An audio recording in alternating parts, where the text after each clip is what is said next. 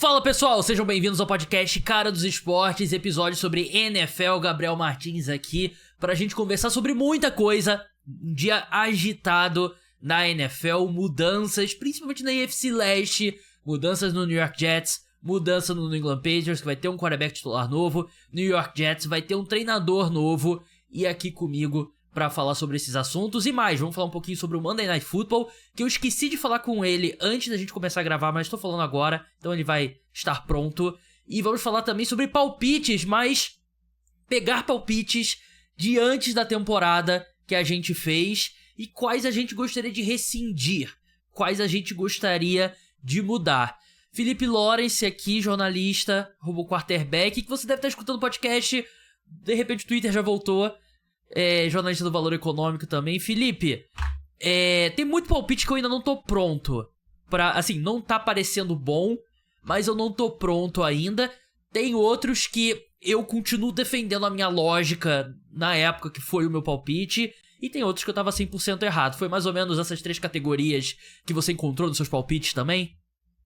Foi mais ou menos as três categorias. Eu até tava dando uma olhada antes aqui da gravação. Palpites de prêmios individuais, eu acho que eu não vou acertar nenhum nessa temporada, o que é algo inédito, porque no passado eu acertei 7 de 8, e esse ano acho que eu vou errar todos, se continuar nessa tendência que a gente tá vendo nas primeiras 5 semanas da temporada. Verdade, mas também algo até para os marinheiros de primeira viagem, né? Nem sempre que acontece em setembro você extrapola pro resto da temporada regular, né? Sempre, setembro cada vez mais tem sido um mês meio maluco. Mas vamos falar sobre a demissão do Robert Saleh, não é mais técnico do New York Jets. Antes, lembrar que você pode receber notificações do podcast Cara dos Esportes no seu WhatsApp. Mande Quero Receber pro número que tá na descrição, tem um link lá, clica lá, manda Quero Receber. Adicione aos contatos, se você não adicionar, você não vai receber notificação. Pode me mandar mensagem lá, que eu respondo, e volta e meia vai ter sorteios por lá também. Eu sorteei, por exemplo, na semana passada, um álbum da NFL. É muito importante a gente ter esse canal de comunicação direto, porque redes sociais vêm, redes sociais vão. É importante a gente poder ter esse canal direto. Robert Saleh, demitido. Ele que é mais uma vítima da viagem de Londres, né? Que é uma viagem que normalmente... O que acontece é, a maioria dos times, eles optam por ter a bye week depois da viagem de Londres, né? E aí, bye week é um momento que os times também optam por fazer demissões, porque dá mais tempo pro seu time se aclimatar e a comissão técnica se preparar, as posições mudando ali na comissão técnica, né? O Jeff Ulbrich, né, que é o coordenador defensivo da equipe, agora assume como head coach interino, então você tem esse mais tempo. Então, como muitas vezes a viagem de Londres é seguida pela bye week, essa demissão acontece no voo, né? A sensação é que o Robert Saleh no voo de Londres pra Nova York foi demitido, então acontece muito. Felipe, uma demissão surpreendente pelo timing. Eu não sei se a gente viu alguma demissão mais cedo na NFL, pelo menos nos últimos anos, mas não surpreende pelo desempenho do Robert Saleh, né? Não surpreende. É uma demissão que já vinha se desenhando, né? Nas últimas semanas a gente via que parecia que tinha problemas de relacionamentos tanto do Robert Saleh com o Aaron Rodgers, com o resto da equipe, ele estava falando mal dos jogadores. Então, assim, era uma situação estranha, me parecia uma situação meio sustentável. Não imaginei que fosse agora, né? Fosse logo na pré-semana 6, porque realmente é muito cedo. Eu estava dando uma olhada, o Dennis Allen foi demitido do lado antigo Oakland Raiders, agora Las Vegas Raiders, depois de um jogo de Londres e depois da semana 4. Ele foi demitido em Londres, ele teve que voltar de Londres em um voo comercial, ele nem voltou com a equipe. Então, assim, Al Davis, né? Al Davis era uma figura à parte, mas é uma demissão muito cedo, é uma demissão em que o time, pelo que o dono Woody Johnson, dono do Jets, falou, tá tentando salvar a temporada agora, porque ele vê o time, as palavras dele, ele diz que esse é o time do Jets mais talentoso da história já montado, ele vê chance de playoffs, ele quer ver se consegue virar isso agora no meio do voo. O problema é, nenhum técnico interino na história da NFL levou o time ao Super Bowl. Então, o Jeff Ulbrich, que é mais um daqueles jogadores que a gente viu jogar e agora virou técnico, vai ter um trabalho muito grande, muito difícil para tentar virar essa temporada do Jets agora no meio do voo.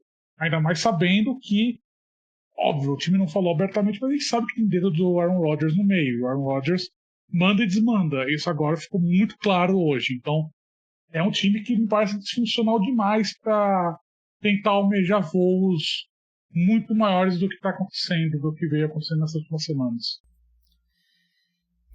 Nunca deixa de me espantar o quão burro os tomadores de decisão na NFL acham que é o público na NFL, né? Porque o dono do New York Jets sair e falar que foi uma decisão dele que o Aaron Rodgers não sabia e sair na imprensa, não, o Aaron Rodgers foi pego de surpresa. Pô, o que eles acham que o público da NFL é? Não tem como. Eu até acredito que não foi o Aaron Rodgers que foi ao Woody Johnson e falou, demite o Robert Saleh.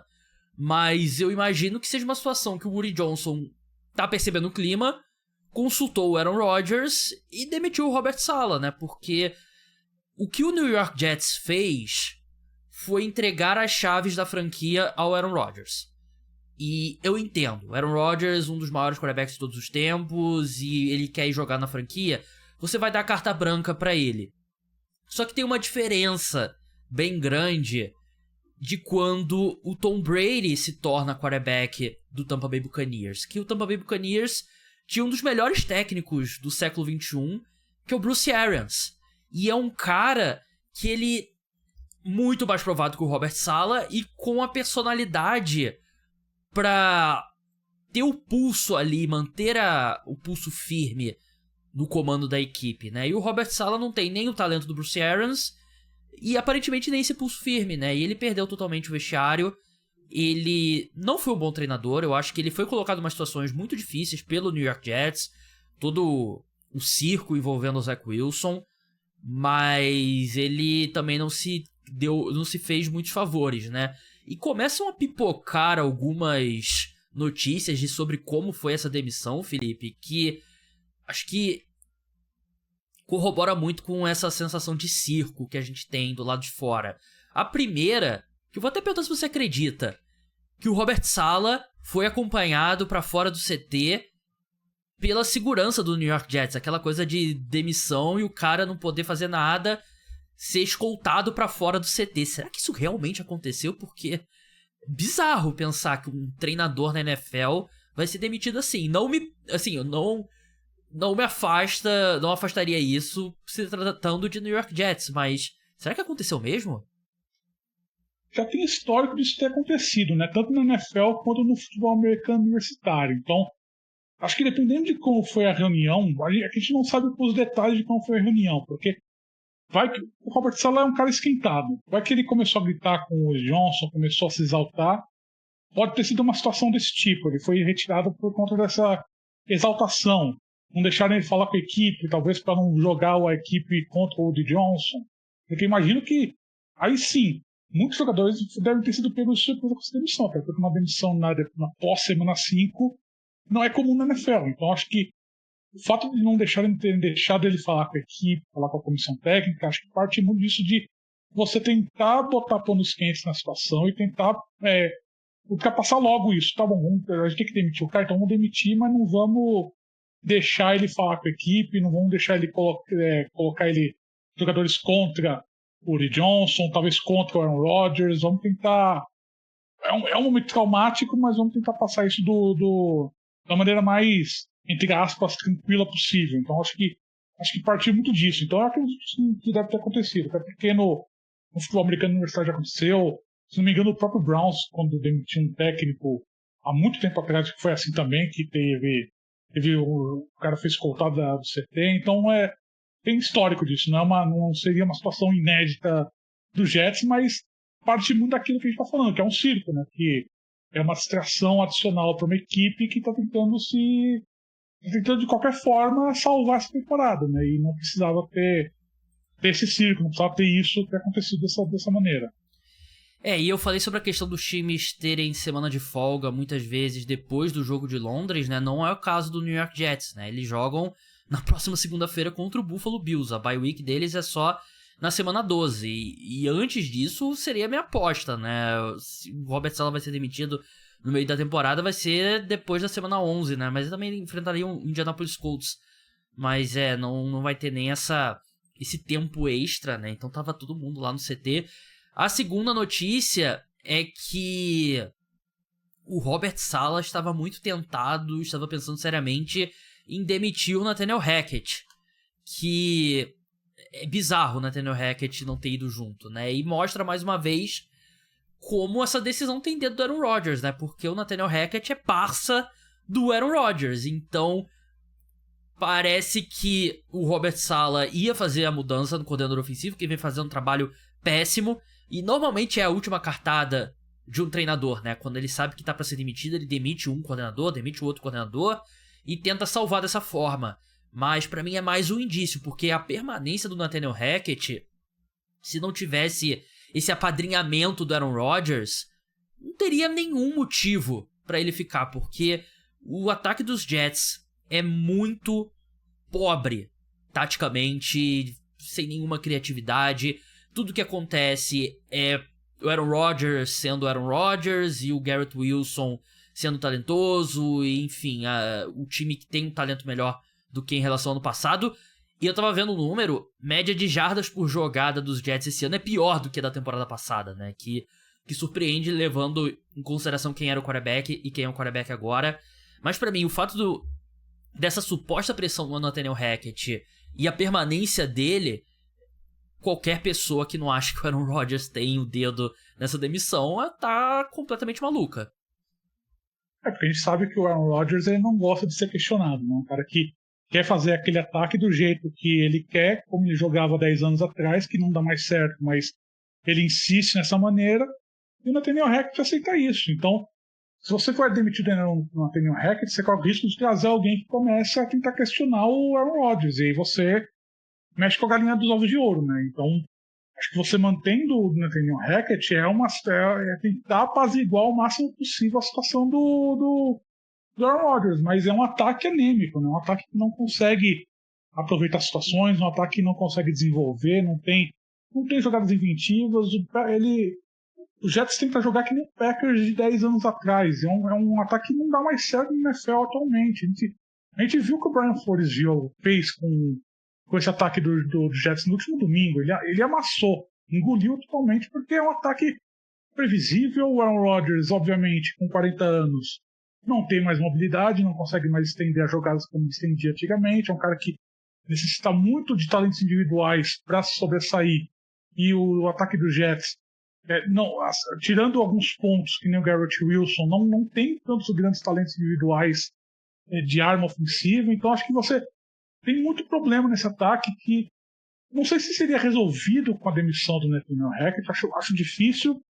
Mas pelo menos, cara, se o Aaron Rodgers tivesse uma cabeça um pouco mais aberta para mudança, para tentar transformar esse ataque em algo mais dinâmico, talvez ajudasse, mas a gente sabe que não vai acontecer. Então a tendência é o status quo ser mantido. A demissão do Robert Saleh é só um nome a menos, né? Porque o Jeff Ulbrich vai continuar rodando o esquema defensivo do Robert Saleh, e o Nathaniel Hackett vai continuar comandando, entre aspas, o ataque, porque todo mundo sabe que o Aaron Rodgers é quem faz o game plan da equipe toda semana, né? Verdade. E, assim, acabou que eu não te perguntei diretamente se você concorda com a demissão do Robert Saleh. Eu vou falar a minha opinião. Eu não acho que o trabalho dele é ruim o suficiente para uma demissão tão cedo na temporada. Ao mesmo tempo, o que ele tem feito também não dá pra defender muito.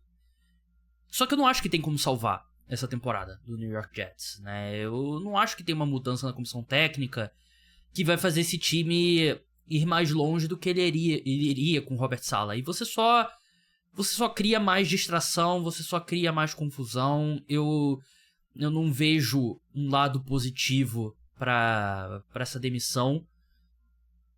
Mas eu também penso, os Jets se colocaram nessa situação, né? Porque eles entregaram a franquia na mão do Aaron Rodgers. O único caminho para a equipe é o Aaron Rodgers ser um quarterback de alto nível, que eu até acho que ele mostrou bons sinais nessa temporada, jogou melhor do que eu esperava, mas também não é aquele Aaron Rodgers, como você bem falou, né? Então, você tá fazendo isso tudo para tentar agradar o cara que talvez esteja ainda no seu time em 2025 e que talvez seja o 10º melhor quarterback na NFL hoje. E com várias questões ao redor dele, por exemplo, Morgan Moses se machucou no lado direito, a linha ofensiva já deu uma piorada, né? E a grande cartada pro time melhorar talvez seja trazer o Davante Adams, né? E aí você coloca mais um parça do Aaron Rodgers nesse time. Então, eu acho que eu não faria. Eu acho que eu não faria porque eu acho que só aumentou o circo, só aumentou a confusão, mas ao mesmo tempo também eu não consigo defender o trabalho do Robert Saleh. E você, Felipe? Eu não demitiria agora, mas eu também acho que é um trabalho que não merece ser defendido. Então ele é um técnico, ele caiu naquela grande categoria de bons coordenadores que não se firmam como técnico principal. Pelo menos não numa primeira jornada, numa primeira chance como técnico. Talvez uma segunda, mas vamos ver no futuro.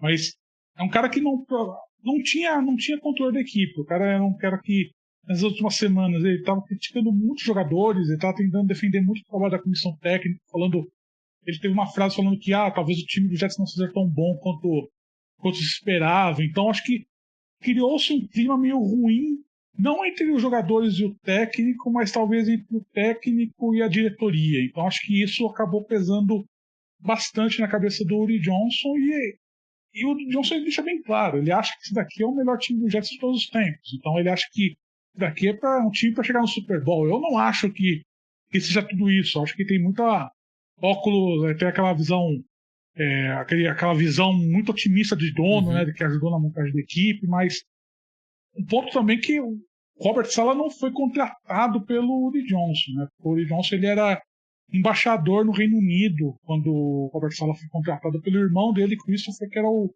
controlador da equipe. Então acho que isso pode ter pesado também nessa situação. Não era um cara que, fui eu que contratei, um cara que eu entrevistei, um cara que eu banquei, então talvez fique mais fácil de demiti-lo, mas não demitiria nesse ponto. Acho que você acabou criando agora uma situação em que claramente o time do Aaron Rodgers e toda a pressão está em cima do Aaron Rodgers. O Aaron Rodgers não está jogando tão bem o suficiente para levar esse Super Bowl.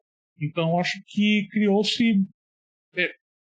colocou um holofote muito grande em cima do time nessas próximas semanas. Eu acho que a chance de tudo desmoronar de vez é muito maior do que o time conseguir girar 180 e engatar uma sequência de vitórias e chegar nos playoffs bem. Acho que se colocaram numa situação meio ruim agora pro resto da temporada. Porque NFL não é que nem o futebol brasileiro, né? Tu não vai lá agora e vai contratar o Bill Belichick, o Mike Vrabel, né? Ou seja lá qual técnico, o Pete Carroll, que tá disponível no mercado, né? Não funciona assim, né? Porque é tudo muito complexo, né? É tudo... o cara vai chegar no meio da semana, tem como montar um playbook, né? Pra semana. Não tem nem como ele aprender o playbook do time em uma semana, nem os jogadores aprenderam o playbook dele, né? Então tem toda essa confusão. E acho que se definiu muito bem, né? O Robert Saleh parece ser mais um daqueles caras que é muito bom coordenador e não é bom como head coach. E ele continuou montando boas defesas no New York Jets, né? A defesa ano passado foi muito boa, a defesa esse ano era boa também. E, assim, ele já é o novo coordenador defensivo do San Francisco 49ers em 2025 na Austrália, né? Porque 49ers, desde que o DeMeco Ryans saiu, né? Porque o DeMeco Ryans foi o substituto do Robert Saleh, o 49ers já tá no segundo ano consecutivo ali com a defesa tendo problemas. Então imagino que o Robert Saleh vai ser um cara que vai ter um mercado muito grande como coordenador defensivo. E aí ele vai ter que remar de novo para encontrar uma nova oportunidade. E antes da gente passar para a situação do Patriots, o futuro do New York Jets, eles vão de interino até o fim da temporada. E aí ano que vem que eu acho que é uma grande questão, né? Porque eu sinto... Se eu tivesse que apostar hoje, eu diria que o Aaron Rodgers joga novamente em 2025. Porque ele tem parecido melhor fisicamente do que eu esperava. E agora tem uma demissão que você basicamente bota na conta dele. Então ele tem, teoricamente, uma responsabilidade maior com o futuro imediato do New York Jets. Mas aí você imagina os Jets chegando no mercado. Que tipo de candidatos eles vão atrair tendo Aaron Rodgers com 41 anos e um elenco velho, suscetível à lesão, com todo esse circo, sendo em Nova York que acrescenta pressão, possivelmente com um cargo, sei lá, do Dallas Cowboys aberto, com alguns outros cargos atrativos. Que tipo de mercado que o New York Jets vai conseguir atrair, né? Porque eu tava conversando com um amigo meu que torce pro New York Jets, e ele falou, pô, Ben Johnson, head coach do New York Jets em 2025, eu não consigo ver um cenário que o Ben Johnson, coordenador ofensivo do Detroit Lions, tendo recusado já um monte de cargo, vai aceitar se amarrar o Aaron Rodgers por mais um ano e uma franquia tão disfuncional, né? E você pensa em alguns dos outros principais candidatos também.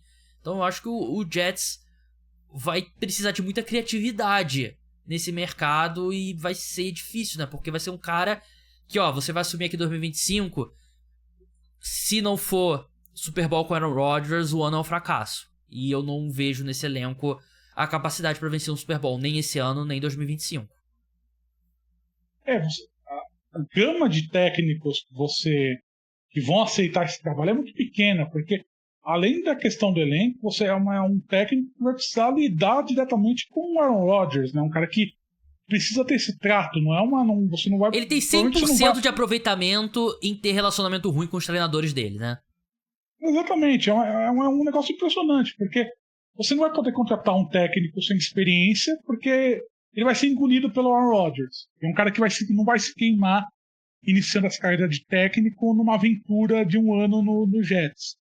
Você também não vai trazer um cara muito experiente, porque é um cara que já tem métodos estabelecidos, um cara que não vai se acomodar pro Aaron Rodgers, né? Então, é um mercado que o Jets vai ter que circular muito bem. Talvez trazer alguém do universitário, ou talvez trazer alguém de algum cara que já foi técnico e não deu certo, trazer com uma significativa, porque vai ser um mercado bem restrito, não vai ser uma tarefa fácil pro Jets achar um técnico se o Aaron Rodgers jogar em 2025.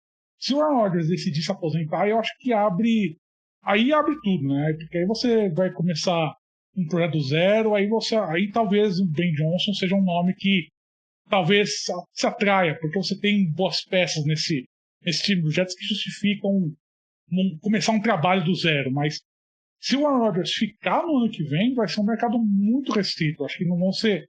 Obviamente que se tem doido, algum doido vai aceitar essa bucha, mas é um mercado que restringe enormemente se o Aaron Rodgers ficar, porque vai precisar lidar com o Aaron Rodgers, vai ter a responsabilidade de ter que levar esse time para o Super Bowl de qualquer maneira, e também não pode ser um cara com pouca experiência que vai ser engolido pelo Aaron Rodgers, pelo menos não abertamente, né? Você vai ter que mandar uma ilusão para a torcida, para a NFL, que não é o quarterback que está mandando na equipe, não é o técnico. Então acho que é um mercado bem complicado para o Jets ano que vem para encontrar um novo técnico.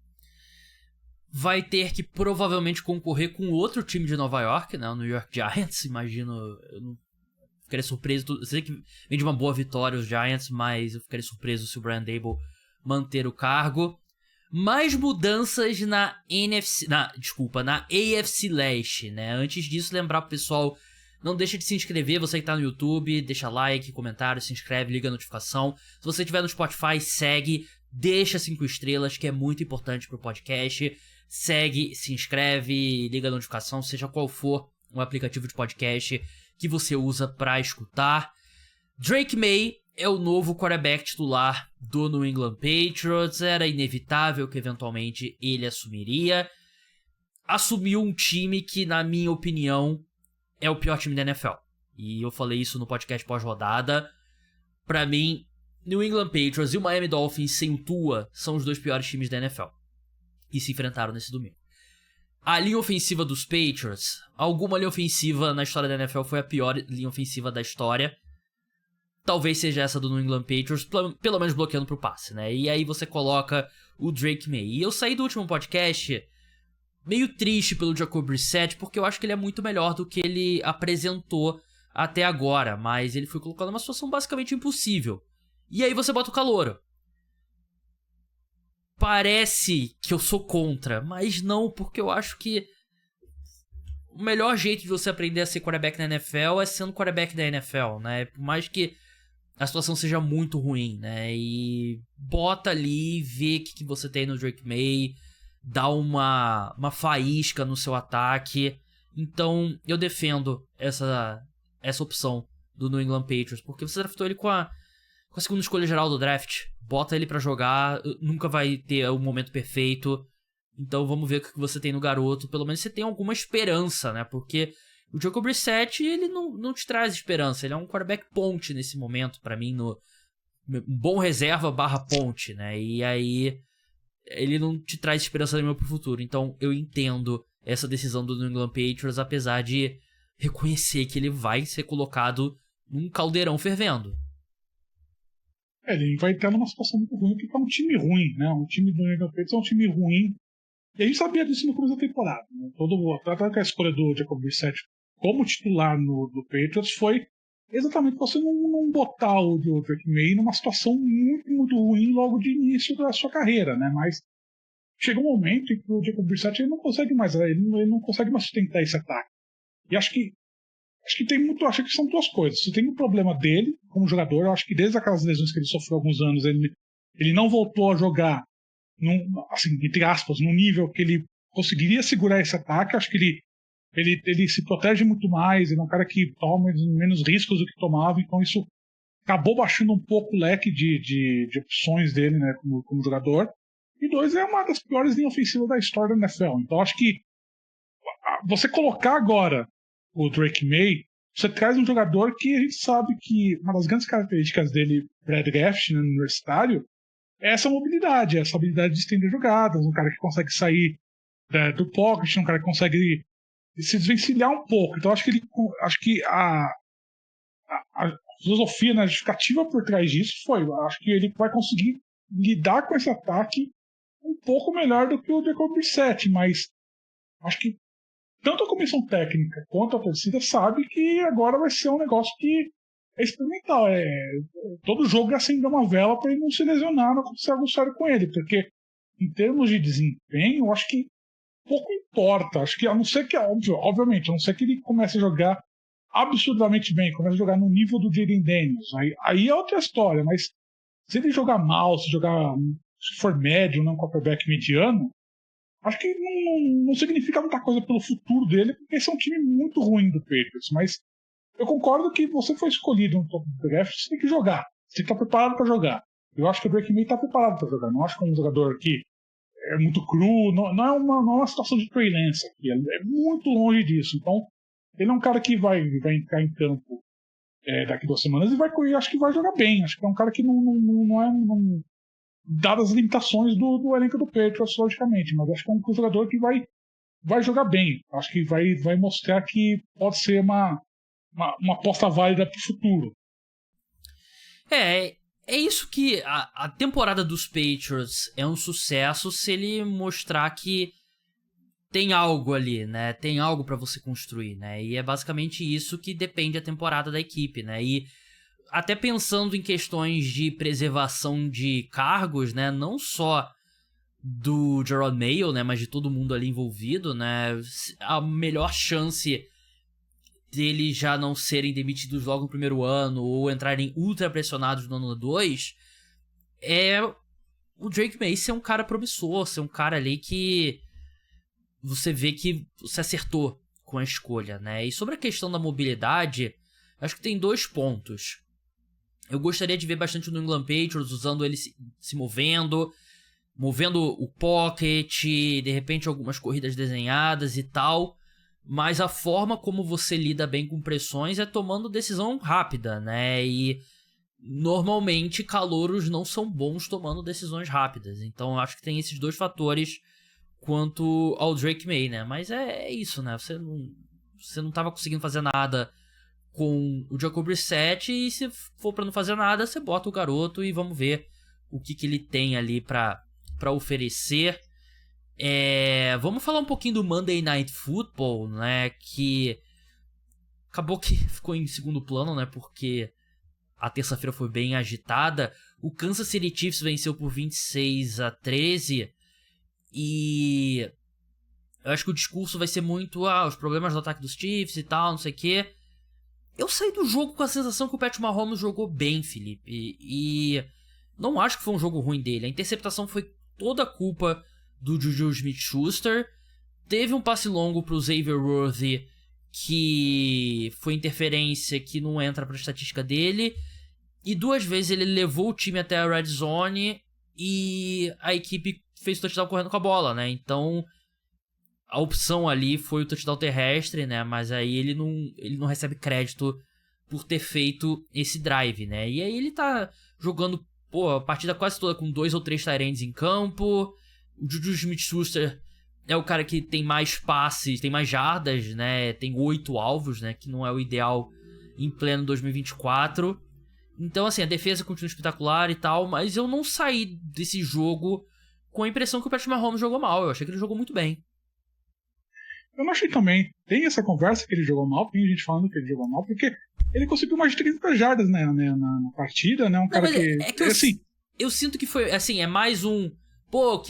Problemas do ataque do Kansas City Chiefs e tal, não sei o que, e meio que ignora que eu acho que ele fez um jogo muito bom. Muito bom, talvez seja exagero, mas fez um jogo bom. Ele conseguiu mais de 30 jardas, distribuiu muito a bola, se não me engano, foram 8 jogadores do Chiefs que receberam passe durante a partida, então, porque é um time que está tentando se encontrar com a perda do Rice, né? Então acho que você tem uma situação em que você perdeu o seu principal wide receiver e você está tentando encontrar alguém que consiga suprir essa posição, uma vez que Travis Kelce ainda não se encontrou nessa temporada, né? Então acho que você tem é um ataque que precisa meio que tá tentando se encontrar. Eu acho que isso tira um pouco daquela força do Patrick Mahomes que a gente via nos últimos anos, porque ele ainda não tem confiança nos recebedores que consigam desenvolver essas jogadas, né? A gente viu o que aconteceu ontem, né, que teve várias jogadas em que o Patrick Mahomes ele pensou em lançar passes longos, ele preferiu corrida, né? Ele preferiu ele resolver. Então acho que tem muito disso dele ainda não estar confiando muito nos recebedores. E por outro lado, se enfrentou uma defesa do Saints, que é uma defesa que é relativamente boa.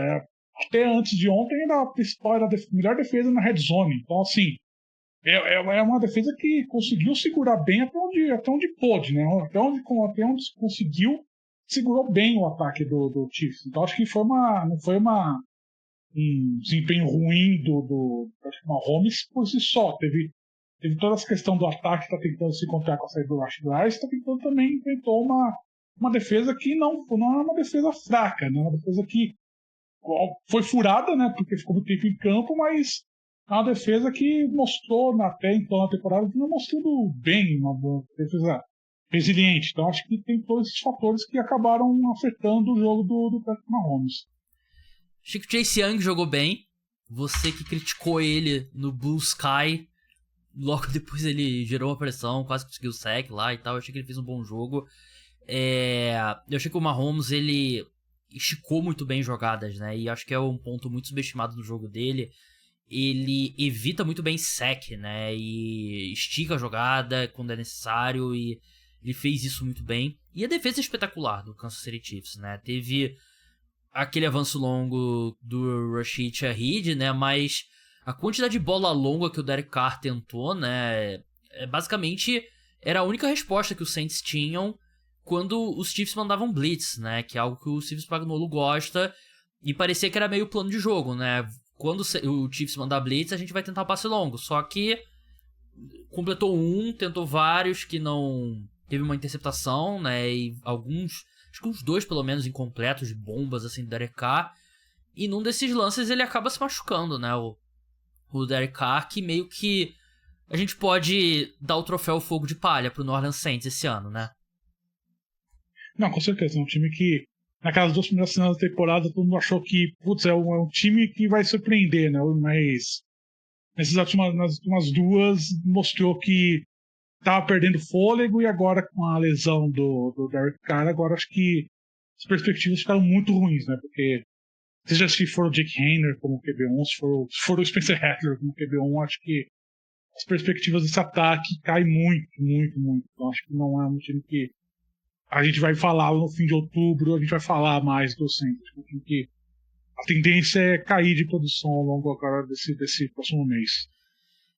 O Derek Carr sofreu uma lesão. Eu não lembro qual foi a lesão, mas eu sei que ele vai ficar algumas semanas de fora. Foi no quadril. Foi no músculo oblíquo, né? Que é o músculo aqui no lado do abdômen que liga ao quadril. Sim, vivo cheio de dor nesse músculo, inclusive.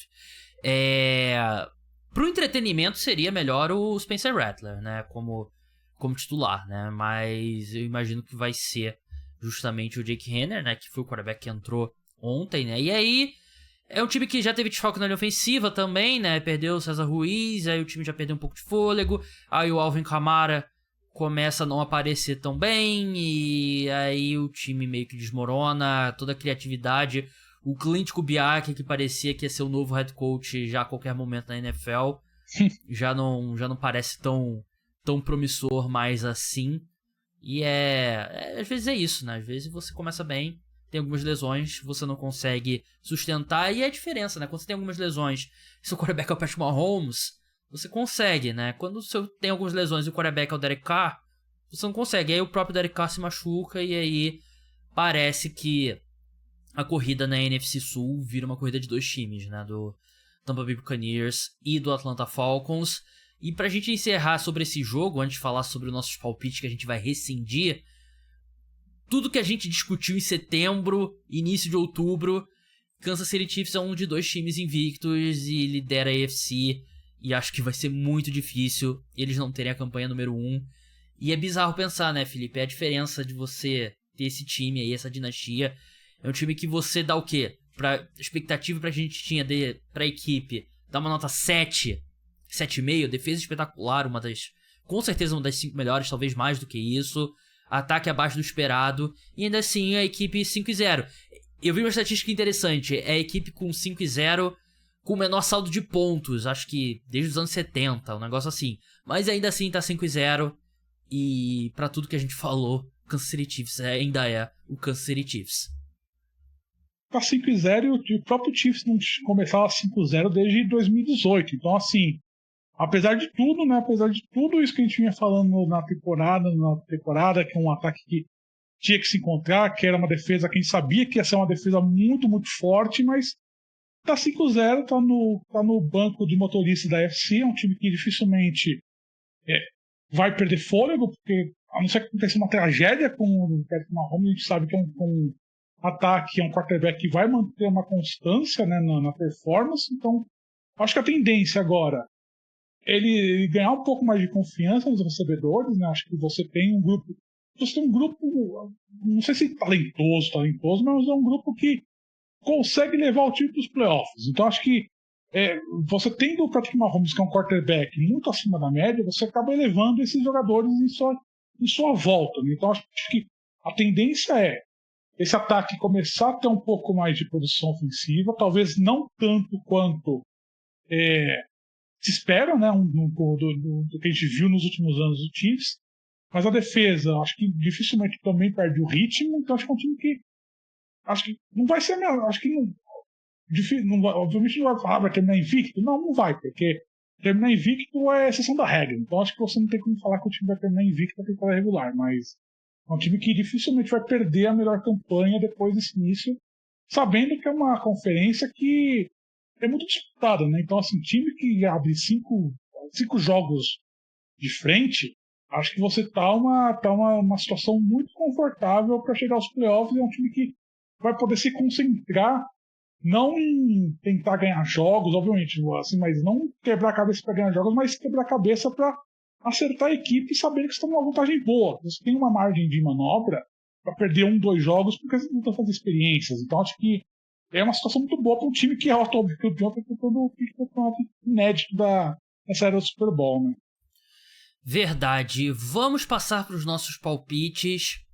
E como eu falei, eu acho que tem 3 categorias de palpites. Tem alguns que eu me arrependo. Tem alguns que eu defendo a minha lógica, mas coisas fora do meu alcance aconteceram.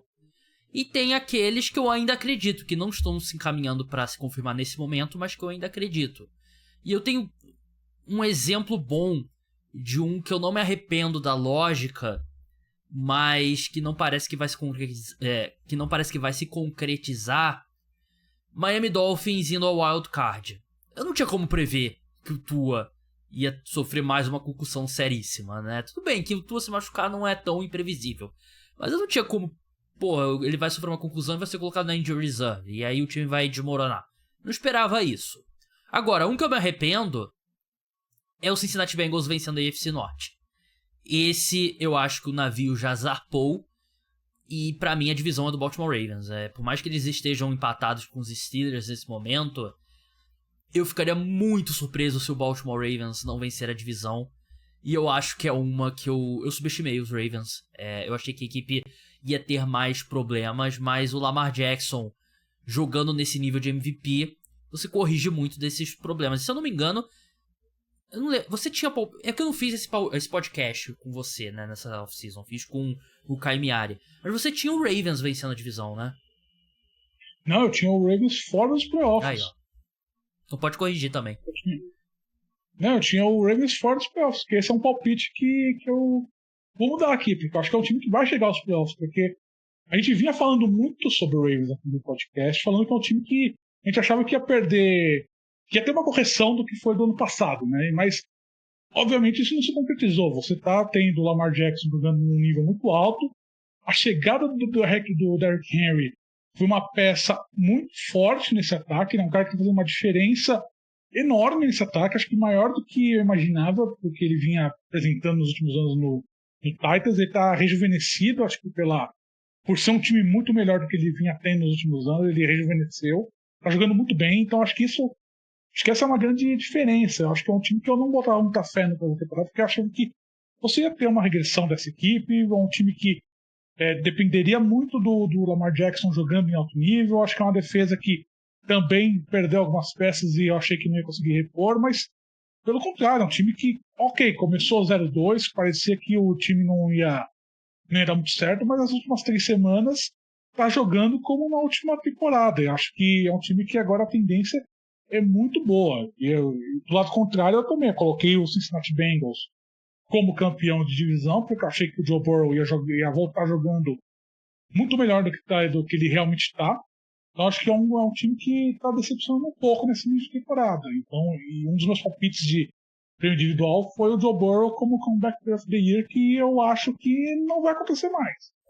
Nesse início de temporada, a não ser que o Joe Burrow volte a jogar nessas próximas semanas num nível muito, muito forte, que eu acho improvável, porque eu acho que é um time que está com problemas mais profundos. Eu acho que é um time que... Acho que o Zach Taylor acho que está chegando um pouco no fim da linha dele como técnico do Bengals. Então acho que é um time que está com problemas um pouco mais profundos e acho que não vai conseguir resolver ao longo dessa temporada. Eu acho que os Bengals terem chegado no Super Bowl com o Zach Taylor meio que prejudicou a equipe a longo prazo, né? Porque manteve o Zach Taylor, que eu nunca achei nada demais como treinador. O meu palpite para Comeback Player of the Year, eu tô me sentindo muito confortável, porque foi o Kirk Cousins. E eu lembro que no episódio que a gente fez os palpites, o Caio colocou o Aaron Rodgers e falou, não vejo como o Aaron Rodgers não vence esse prêmio. Eu tô me sentindo muito bem com esse palpite do Kirk Cousins. Colts no Wild Card é outro que eu me arrependo. É um time que tá numa situação complicada. Mas assim, a AFC tá muito mais fraca do que eu esperado. Você tem o Kansas City Chiefs, você tem o Baltimore Ravens e você tem o Houston Texans. O Buffalo Bills deu uma patinada legal nas últimas 2 semanas, mas eu acredito que você vai voltar pra lá. Que eles vão voltar pra lá. E aí você pensa em Wild Card, você tá falando de Steelers, você tá falando de Jets, Miami Dolphins, Denver Broncos, Los Angeles Chargers. Então, ainda é possível que os Colts se encontrem e cheguem aos playoffs, assim como é possível que os Dolphins, ainda é possível pro próprio New York Jets, que nesse momento estaria no wildcard, se eu não me engano.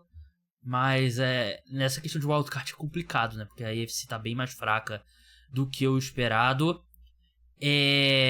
Rams vencendo a NFC Oeste, eu mudaria, mas muito mais pelas lesões, né? Ainda acho que eles podem vencer a divisão, porque a divisão, acho que a campanha não vai ser tão forte quanto o esperado, mas as lesões aí da equipe também, é difícil você prever que, eles vão perder o Cooper Kupp e o Puka Nacua logo de cara.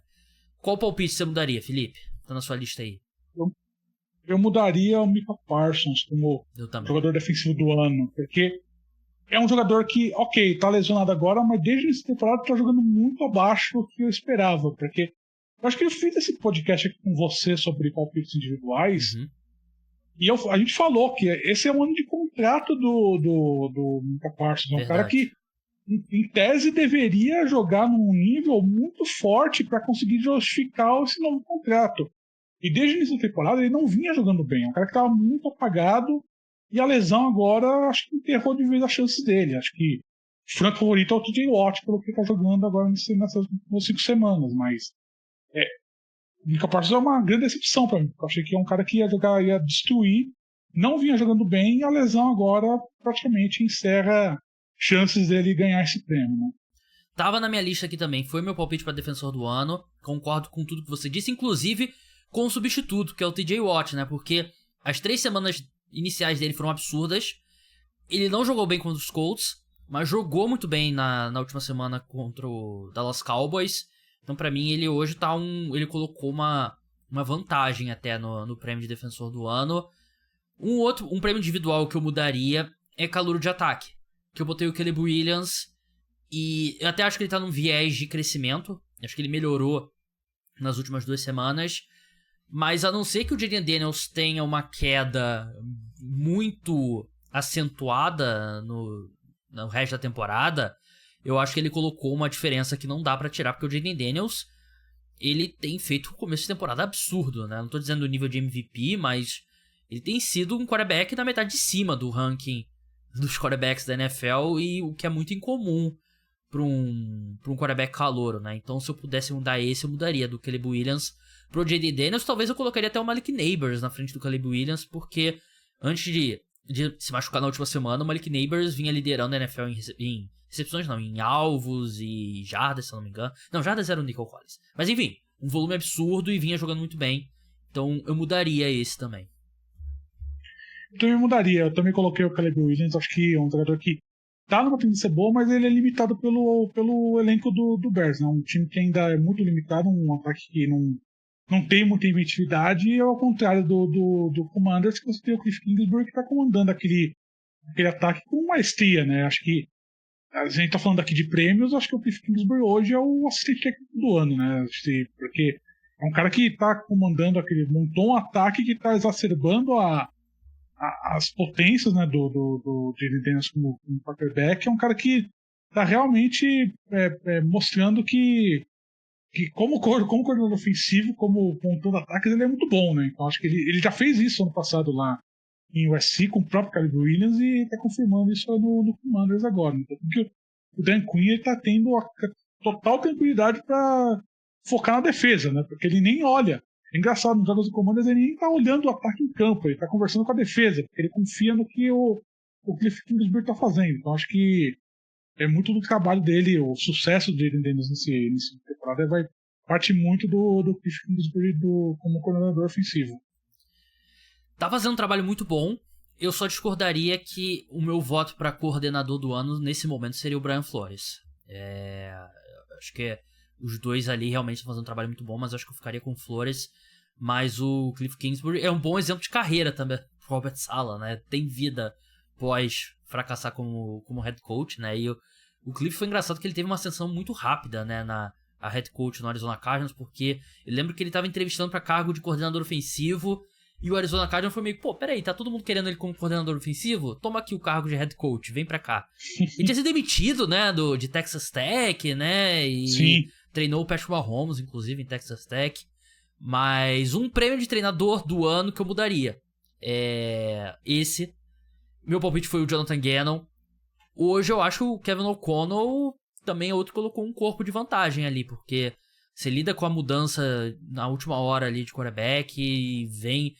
Tudo bem, o Sam Darnold vem piorando um pouco, mas ainda é um ataque bem funcional, assim, mesmo com um quarterback que a gente sabe das limitações. Então, Jonathan Gannon foi um palpite bem ousado, eu admito, e eu mudaria hoje pra Kevin O'Connell. O Kevin O'Connell, ele é o grande favorito. Eu tinha colocado o Jim Harbaugh como técnico do ano. Acho que tem discussão. Acho que o Jim Harbaugh tá fazendo um bom trabalho lá no Chargers nessa temporada. Obviamente, a lesão do Justin Herbert prejudicou um pouco, né, esse início de temporada do Chargers, mas não tem o que falar. O Kevin O'Connell, o trabalho dele é impressionante, né? Um dos únicos 2 times invictos ainda no NFL e jogando num nível que acho que nem a torcida do Vikings esperava que aconteceria depois da lesão do J.J. McCarthy, né? Então acho que, sem dúvida alguma, dificilmente ele perde esse prêmio, a não ser que o time perca muito atração nessas próximas semanas, mas acho improvável disso acontecer. Seguindo esse ritmo atual, não tendo uma queda muito acentuada, que é possível, né? Afinal é o Sam Darnold. É difícil ele não vencer esse prêmio. Mais algum que você mudaria? Eu passei por todos aqui da minha lista. Não, acho que eu evito mudar até, a não ser que seja uma situação muito grande, assim, de diferença do que está acontecendo com o time. Acho que meus próprios de playoffs ainda se mantêm. Então eu foquei mais nos prêmios individuais do que nas minhas escolhas de divisão mesmo. Acho que você tem uma lá na NFC, se eu coloquei o Philadelphia Eagles como campeão de divisão, acho que vai ser o Philadelphia Eagles. Não sei, não é um time que está jogando muito bem, mas é um time que está acima dos outros na divisão, né? A não ser que o Commanders faça uma brincadeira muito forte nos jogos, né, contra o Eagles, mas a vantagem para mim hoje ainda é do Eagles. Acho que é o único que eu ainda daria aqui, deixaria em aberto, mas eu gosto dos meus palpites para os playoffs ainda. Eu mantenho meu palpite pra Super Bowl. Meu palpite foi Kansas City Chiefs contra Detroit Lions e eu não acho que não tenho que mudar aqui. Meu palpite pra MVP foi o Josh Allen. Eu mantenho, porque eu acho que o Josh Allen tá jogando bem. Eu achei que ele fez um jogo bom contra o Houston Texans. Eu não sei se ele vai chegar lá, porque as limitações ao time ao redor dele e a lesão do Khalil Shakir prejudicou o desempenho dele claramente, mas eu defendo a minha lógica e defendo ainda. Eu ainda acho possível, porque eu não acho que tem alguém que se destacou, né? Pô, quem que é o MVP hoje, depois de 5 semanas? Não, você não tem. Deixa eu ver aqui as odds aqui. A minha escolha de MVP foi o Patrick Mahomes e eu mantenho também, porque eu acho que é um cara que ainda tem tudo pra aumentar de nível pelo que a gente acabou de falar, né? Tá se reencontrando no ataque e tudo mais. Ele ainda é o favorito, o Patrick Mahomes, e é muito favorito, inclusive. 3,30. CJ Stroud, 7,0. Ele fez um jogo muito bom contra o Buffalo Bills. Lamar Jackson, 7,50. Josh Allen, 9,0, né? Que eu acho que são os realistas, né? E aí, Jayden Daniels, 11,0. Ele tá jogando muito bem, mas a chance dele se manter nesse nível não é boa, né? A história da NFL te diz que não é boa. Um que eu acho que tem um valor bom, Felipe, eu sei que você não é um apostador, Brock Purdy, 21,0. Eu tenho gostado muito da temporada do Brock Purdy.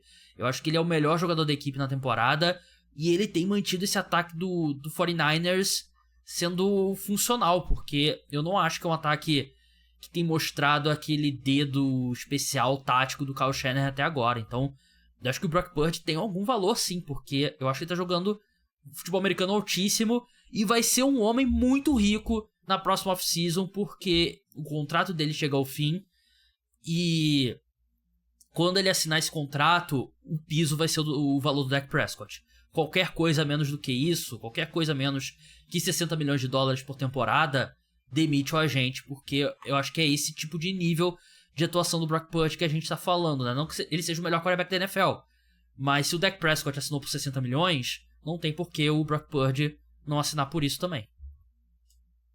Você dá. A questão de contrato de quarterback, você está pagando mais pela projeção futura do que ele vai apresentar do que ele realmente de fato apresentou, né? E a tendência é o próximo quarterback a renovar o contrato é sempre o cara que se torna o jogador mais bem pago da NFL.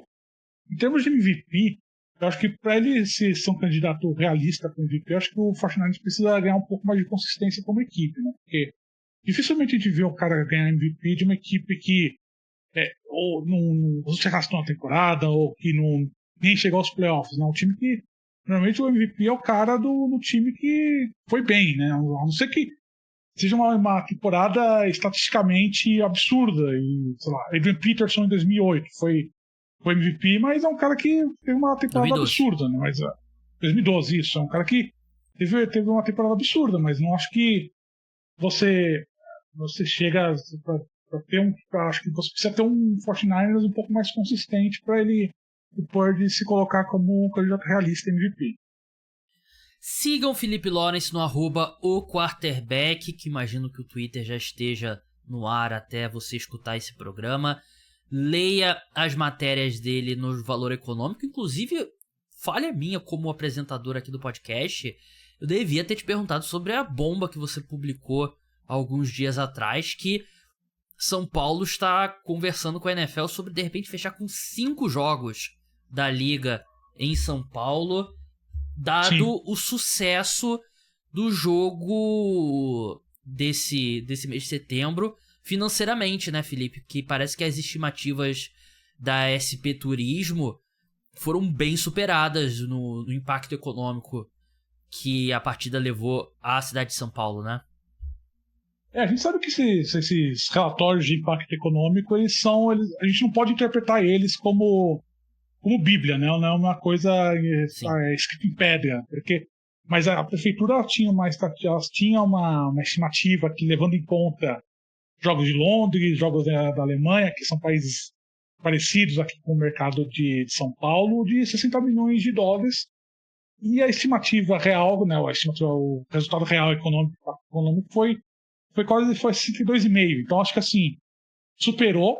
E o Gustavo Pires, que é o presidente da SP Tourism, falou que isso vai ser a arma para tentar fechar esse contrato de 5 anos, porque tem a questão das eleições municipais, né? Então, o Ricardo Nunes, que é o prefeito, ele acabou passando para o segundo turno aqui em São Paulo, mas vai passar para uma disputa com o Guilherme Boulos, pode ser que não seja reeleito. Então, a questão é você fechar um contrato longo para evitar situação de mudança de gestão e que você atrapalhe esse fluxo do NFL. Então, assim, você fecha um contrato de 5 anos, não tem muito o que fazer, porque aí, mesmo se mudar a administração do município, você já tem esse contrato fechado de longo prazo. Então, esse é o plano da SP Tours, usar essa questão do contrato de impacto econômico e também falar que evitar ruído que pode vir de mudança de administração de eleição, né? Então, acho que a NFL tem interesse, né, em renovar esse contrato de longo prazo, gostou muito do que viu aqui no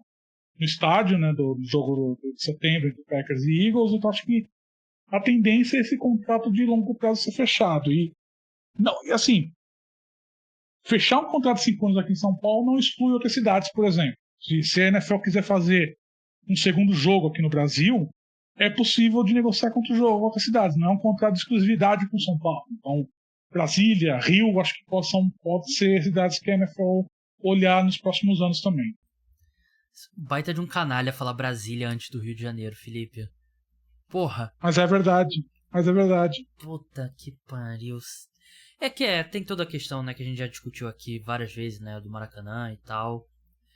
Eu fico feliz se a NFL fechar 5 jogos aqui, mas é muito difícil pra mim, pra eu conseguir visualizar 2 jogos da NFL aqui no Brasil na mesma temporada, né? Mas enfim, o impacto financeiro que eu levei pra cidade de São Paulo foi muito pequeno, porque eu basicamente... Foi uma jaqueta. É verdade, comprei meu casaco, que vai ser útil, espero um dia, né? Porque aqui eu não vou usar nunca. Paguei a passagem de metrô pra ir, pra voltar.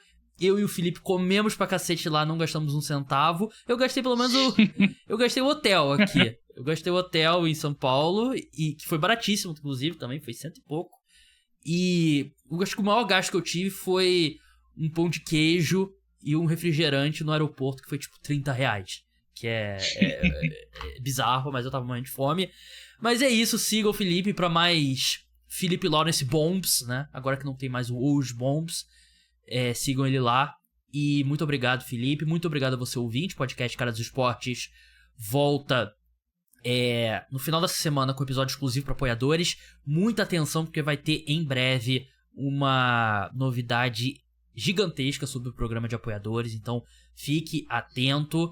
vai ter episódio NFL pós-rodada na madrugada de domingo pra segunda, do jeito que vocês estão acostumados. E a partir de semana que vem, há rumores de 2 episódios sobre a NBA já começando, com a temporada regular da NBA se aproximando. Então fique de olho sempre no feed. Um grande abraço a todos. Tchau!